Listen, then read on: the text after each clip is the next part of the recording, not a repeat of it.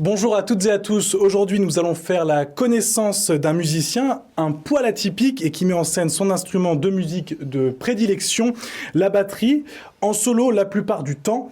Vous l'aurez peut-être compris, aujourd'hui, nous accueillons sur notre plateau Jean-Claude Paolini. Bonjour Monsieur Paolini, merci d'avoir accepté notre invitation. Bonjour, merci pour l'invitation.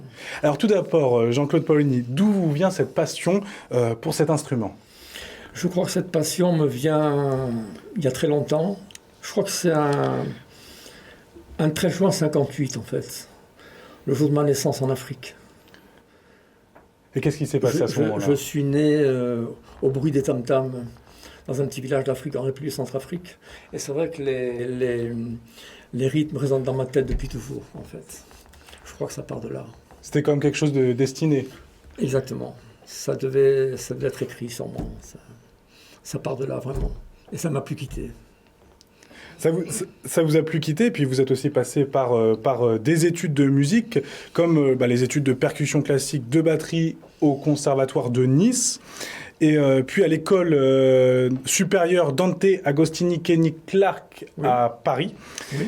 Comment on peut arriver à avoir un style si singulier qui est le vôtre quand on passe par un parcours qui est presque classique, j'ai envie de dire ? Ce qui est important, je pense, c'est d'abord les bases, avoir des bases. Donc le conservatoire m'a donné des bases classiques, oui, parce que j'ai fait dans une classe de percussion de M. Jacques Carré, en big band avec M. Cavallaro. Donc ça m'a énormément appris, ça m'a donné les bases de l'instrument. Mais ce n'est qu'après que j'avais envie de me consacrer parce que je suis un solitaire en fait, j'avais envie de me consacrer à la batterie. C'est là que je décide d'aller à Paris, à l'école Dante Agostini Kenny Clark, encore pour me parfaire, et puis après j'ai décidé de le faire en soliste. Ça m'a toujours trotté dans la tête depuis toujours. Mais il fallait absolument que j'ai des bases, et ça c'est important. Les bases des études, c'est important. Et c'est après que vous avez trouvé votre style ? C'est après que petit à petit, parce que j'ai toujours eu cet amour des rythmes de la batterie. C'est presque un parcours, c'est un parcours spirituel pour moi, initiatique, pratiquement. Donc, c'est pas un hasard si je me retrouve maintenant seul à la batterie. Et on parlait des études, mais vous êtes aussi passé en quelque sorte de l'autre côté, puisque vous avez enseigné la batterie à l'École nationale de musique à Bastia. Oui, j'ai enseigné la batterie pendant de nombreuses années, et je dois dire que mes plus grands maîtres, ce sont mes élèves, parce qu'ils m'ont appris énormément.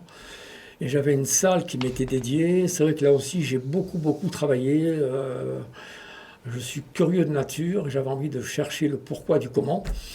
Donc ça m'a beaucoup aidé dans l'évolution de mon travail. Comment, par exemple ? Comment ils ont pu vous aider aussi, ces jeunes ? Ils m'ont aidé de par leur personnalité, déjà. Parce que quand on enseigne, on est face à des profils différents. Il y a le timide, il y a le sûr de lui, il y a... voilà, donc tous ces caractères m'ont aidé à développer mon art. Et surtout, leur manière aussi d'appréhender la batterie. Alors, même si c'était des débutants, il y a toujours quelque chose à apprendre. Leur manière, d'abord la batterie est un instrument qui est très physique.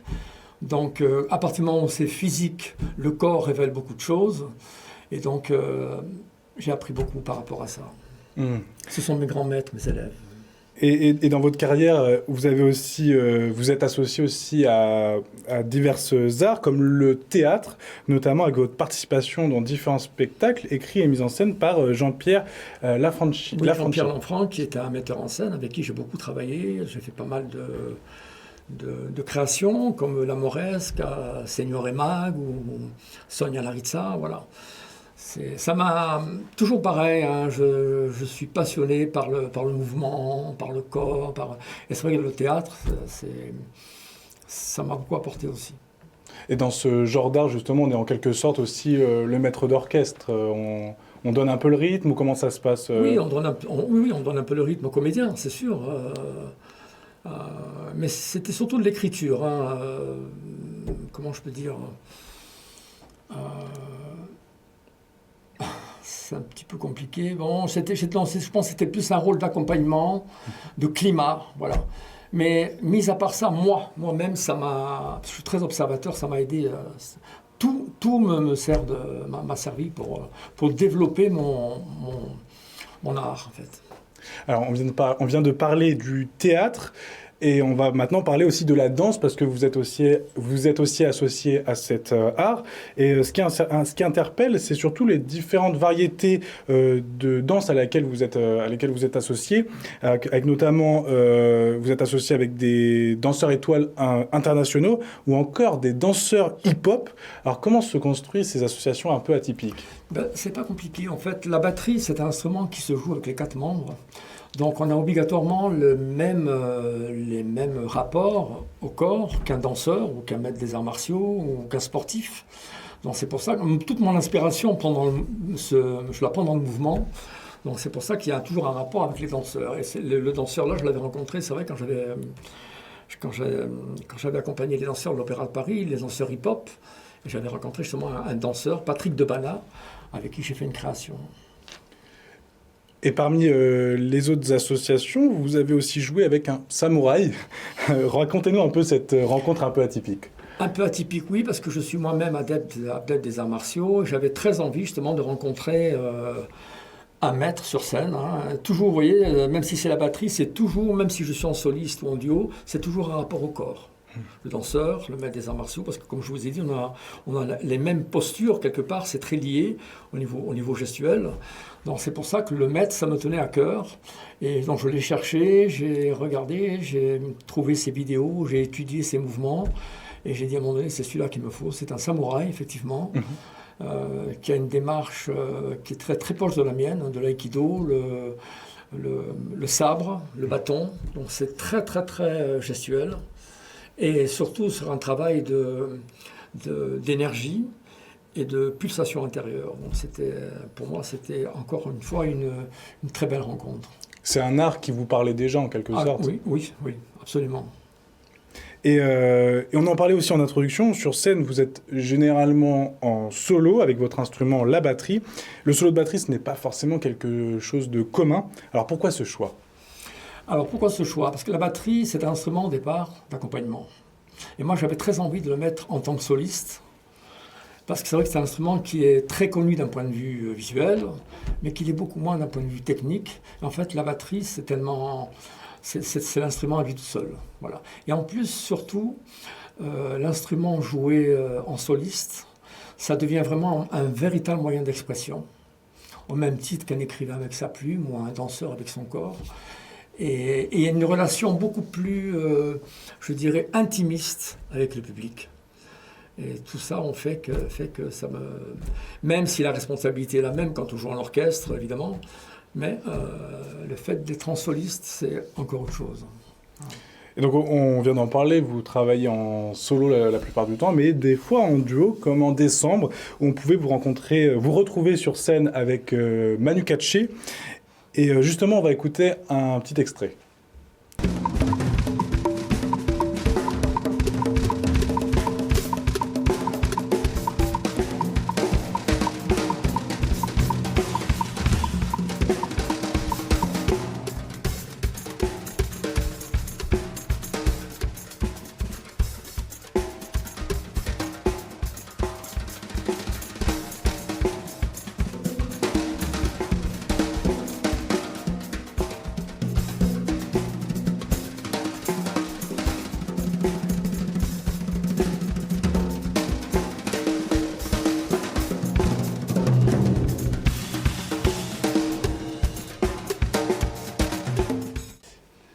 Alors finalement, le duo, ça vous va bien aussi?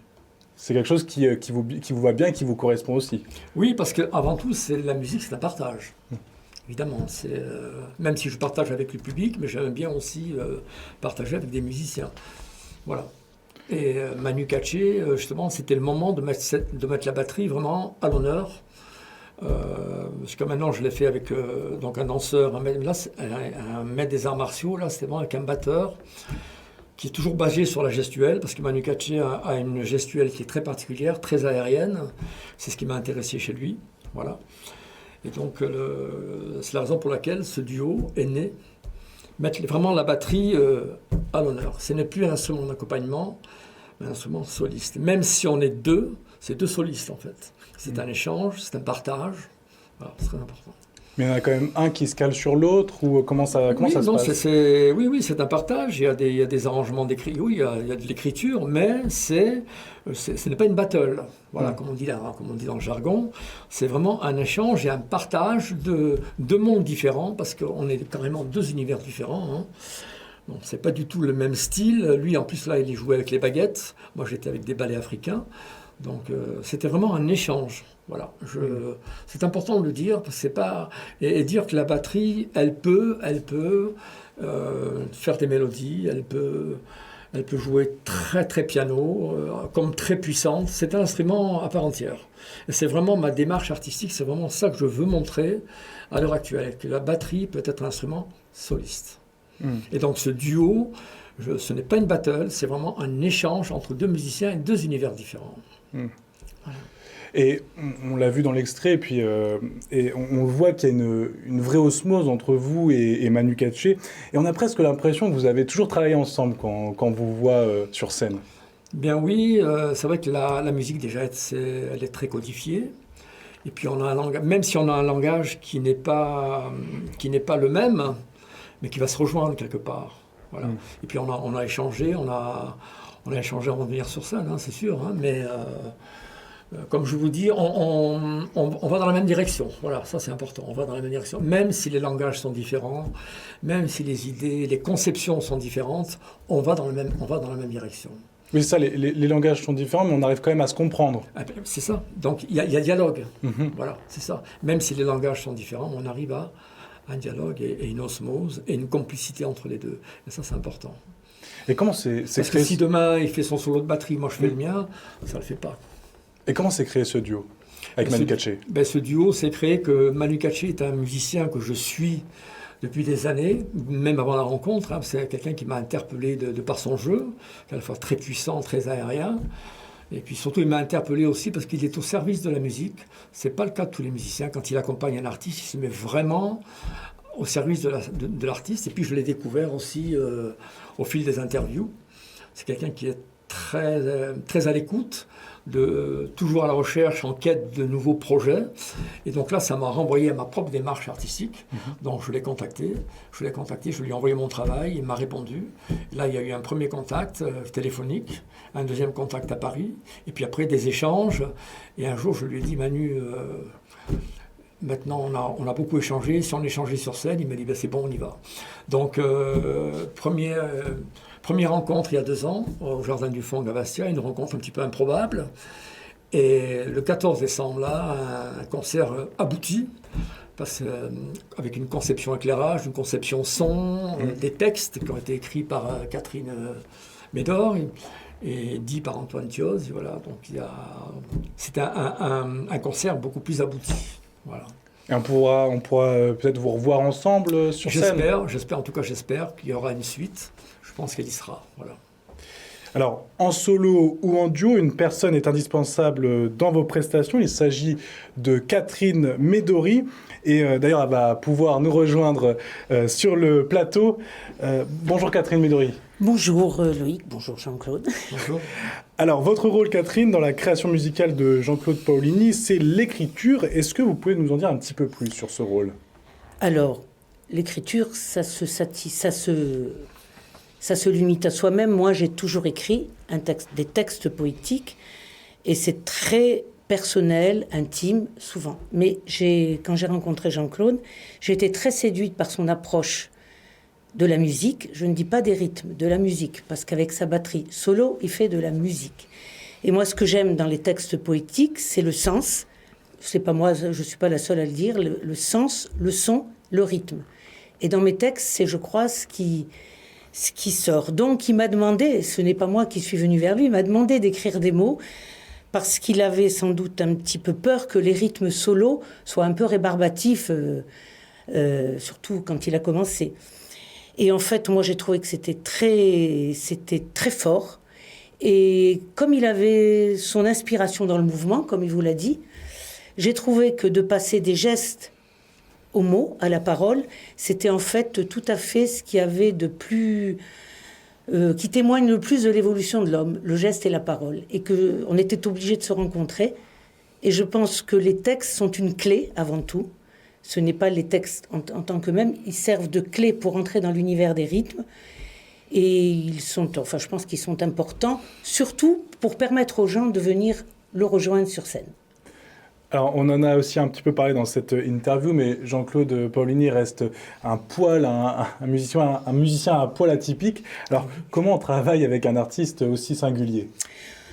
Pour moi, c'est facile parce que j'aime beaucoup écrire pour quelqu'un. Et c'est-à-dire que les premiers textes que j'avais écrits, c'était carrément le parcours initiatique d'un musicien qui naît au cœur de l'Afrique par des tambours pour arriver à se construire à travers la batterie. Et après, va vers une ouverture, c'était d'ailleurs le spectacle Résonance, où on va beaucoup plus, non plus vers la verticalité intérieure, qui était sa manière de jouer, mais aller vers le transversal, c'est-à-dire vers les rencontres avec les danseurs, avec le maître des arts martiaux, et avec un autre batteur, pourquoi pas, mais un autre batteur, ça s'appelle du son au silence. C'est-à-dire que le son, quelque part, c'est l'approche de chacun des musiciens. Manu est énormément dans le son et le silence, parce que le silence est la respiration intérieure de Jean-Claude. Et j'ai trouvé qu'entre eux, il se passait cette magie, où encore on retrouve, comme il y avait entre le geste et la parole, il y a le son au silence, et les mots, les lumières, je pense tout ça sert finalement à nous emmener ailleurs, parce que c'est ça l'intérêt de quitter notre condition quotidienne, qui est souvent triste. Et l'art, c'est d'aller ailleurs, voilà. Vous la rejoignez là-dessus, l'art, c'est d'aller ailleurs ? Absolument. Ce n'est pas d'hier qu'on travaille ensemble, donc je le rejoins absolument. Et justement, sur l'écriture, revenons un petit peu sur l'écriture, comment se déroule la construction de ces textes ? Est-ce que vous avez peut-être des inspirations pour les construire ? Alors moi, c'est très curieux. J'ai des fois un mot, une image. J'ai beaucoup besoin d'écouter Bach quand j'écris. Et je trouve qu'entre Bach et Jean-Claude, il y a une espèce de tout, quelque chose de complet et d'entier qui me satisfait et qui me permet d'avoir des images qui arrivent. Mais je pense encore une fois que je ne suis pas très exceptionnelle en disant ça, mais quelque part, les mots, c'est eux qui nous conduisent. Et ils arrivent à un moment donné, quand on a des images ou des rencontres avec des gens. C'est le mystère de la création et de l'inspiration, c'est que quelque part, c'est au-delà de notre volonté. C'est peut-être ça qu'on appelle une vision spirituelle de l'art, mais je pense que c'est encore une fois, ce qui nous permet de sortir du quotidien. Donc, on parlait de vos inspirations, et pour vous, Jean-Claude Paolini, quelles sont vos inspirations ? Mon inspiration, comme je vous l'ai dit, elle prend l'essence dans le mouvement, mais beaucoup dans la nature aussi. Les animaux, je suis très à l'écoute de... Alors ça paraît peut-être curieux, mais les animaux m'inspirent beaucoup. Par exemple, le silence dans la musique, pour moi, il est représenté par le Milan Royal, que je vois régulièrement chez moi. Il représente pour moi le silence, que dans la musique, le silence, même quand il y a un silence, ça continue. Et le Milan Royal, il se déplace, on ne l'entend pas, pourtant il se déplace. Et à un moment donné, il va foncer sur sa proie. Et je compare ça un petit peu à une ponctuation d'orchestre, précédée d'un silence. Donc il faut être prêt à un moment donné à ponctuer cette phrase, mais c'est dans le silence qu'on se prépare en fait. Voilà. Donc les animaux les primates par exemple, m'ont énormément appris sur leur agilité, sur leur manière de se déplacer. Et puis il ne faut pas oublier la musique, l'héritage de tous ces batteurs. Pas que batteurs, les musiciens, mais surtout les batteurs de jazz, parce que je trouve qu'ils avaient, par rapport à maintenant, beaucoup plus de personnalité. Maintenant, on est beaucoup de batteurs jouent très bien, il y a ce n'est pas ça le problème, mais ces vieux batteurs de jazz avaient leur personnalité. Kenny Clarke, Buddy Rich, Elvin Jones, ils avaient chacun vraiment une personnalité très forte. Et ça m'a beaucoup inspiré, même dans leur gestuelle. Voilà. Et une question qui me vient, quand on vient de le dire on l'a dit plusieurs fois depuis le début de cette interview, vous travaillez en solo. En fait, devant moi, j'ai carrément un duo. C'est vraiment, vous êtes très complémentaires l'un et l'autre, c'est ça ? Alors, j'ai envie de dire que Jean-Claude, comme tout musicien, aime la lumière, aime la scène. Et moi, je n'aime pas du tout ça. Moi, j'aime l'ombre. J'aime travailler à la construction des choses. Et j'ai envie de dire que les mots que j'écris sont un lien peut-être entre les différents arts, entre les différents musiciens qui se rencontrent, entre les musiciens et le public. Et j'aime beaucoup avoir cette place de lien par l'intermédiaire des mots. Et ça me convient très bien. Et je pense que ça lui convient aussi, puisque Absolument. Ça fait 20 ans qu'on travaille ensemble. Et peut-être que j'arrive à faire passer des émotions rythmiques, parce que c'est quand même très particulier, les rythmes. Il n'y a pas d'harmonie. Et en fait, je pense que les mots arrivent à donner peut-être une harmonie à ces rythmes. Oui, absolument. Voilà. C'est très complémentaire.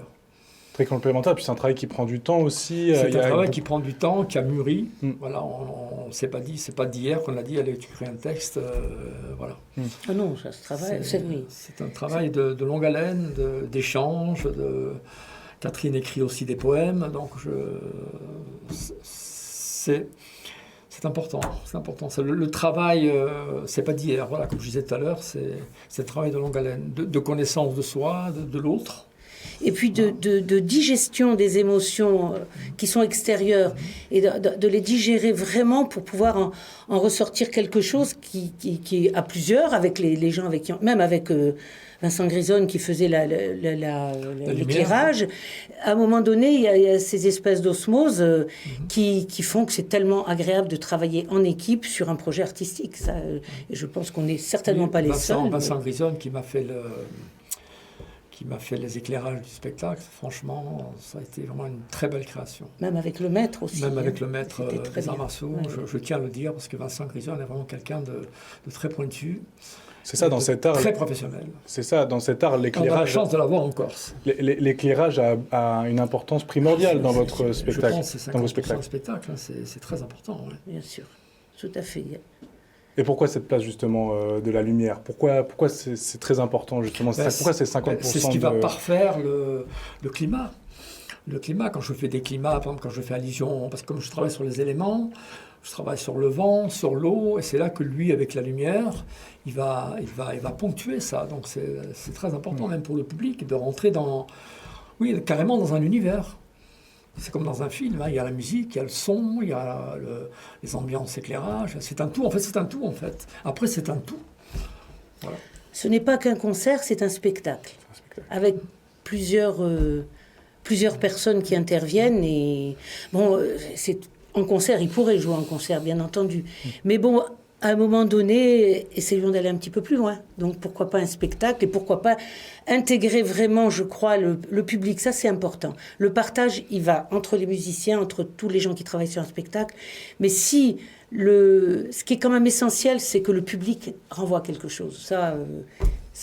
Et donc, il y a des gens qui viennent voir le spectacle, il peut y avoir des gens qui aiment plutôt la poésie, des gens qui aiment plutôt la batterie, des gens qui aiment plutôt la musique en général avec une petite méfiance pour la batterie et qui repartent en général séduits. Donc ça, c'est merveilleux.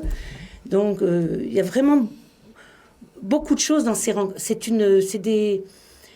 Le spectacle qu'on avait fait avec De Bana, ça s'appelait Résonance. Et bien, gardons toujours ces résonances avec tout le monde, et peut-être que c'est le but de tout ce travail. Et justement, nous étions au spectacle du 14 décembre avec Manu Katché.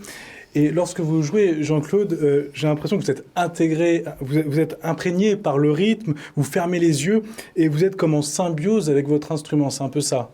Ah ben absolument. Dès que je suis sur scène, je rentre dans mon univers, dans ma bulle en fait, tout en ayant un œil évidemment sur le musicien avec qui je joue. Mais là, ça rejoint un petit peu aussi le fait de jouer en soliste qu'on n'a pas quand on accompagne en orchestre. On n'a pas du tout la même sensation. Et là, c'est vrai que quand je suis seul sur scène, je sens le public. Je le sens respirer, je sens la connexion avec le musicien avec qui je suis. Et pour moi, c'est fondamental, ça. C'est fondamental que je n'ai pas en orchestre. C'est pas les mêmes sensations du tout. L'orchestre, on est en orchestre, c'est le groove, c'est les mises en place, c'est la musique, bon d'accord, mais c'est autre chose. C'est un domaine spirituel, ça va beaucoup plus loin pour moi. Mais quand on vous regarde, j'ai l'impression que vous vous privez d'un sens, en l'occurrence la vue, pour mieux profiter du son, pour mieux profiter... Oui, c'est vrai que je joue toujours les yeux fermés parce que j'entends mieux. Je suis dans mon silence quelque part. Ouais, vous êtes captivé par le moment. La batterie, je la connais tellement que je veux dire, pour moi, les rythmes sont mes guides spirituels, carrément. Ils me guident, c'est ça, c'est vraiment le mot, ils me guident. Voilà. Alors, est-ce que, on va peut-être clôturer aussi cette interview, est-ce que vous pouvez nous en dire un petit peu plus sur la suite? Est-ce qu'il y a différents projets en construction? Est-ce que vous pouvez nous en dire un petit peu plus? Le concert s'est extrêmement bien passé. Avec Manu, on a été vraiment enchantés. On a été surpris aussi quelque part par l'écoute de la salle, puis même nous, notre rencontre, qui n'a eu rien à voir avec les répétitions, on est vraiment... Et donc on espère un projet... Peut-être j'en parlerai plus tard. Voilà. On y travaille. En tout cas, le concert s'est très bien passé à notre niveau, même avec le public, mais à notre niveau. Et ça, c'était très important, parce que 2 batteries, c'est pas forcément évident. Bon, c'est noté en tout cas, et puis on attend ce projet avec impatience, et puis on y sera, évidemment. Okay. Merci en tout cas Jean-Claude Paolini, et merci à vous deux d'avoir répondu à nos questions. Et puis, quant à nous, on se quitte en musique avec le concert de Jean-Claude Paolini et Manu Katché. Merci à toutes et à tous d'avoir suivi cette émission, et à très bientôt.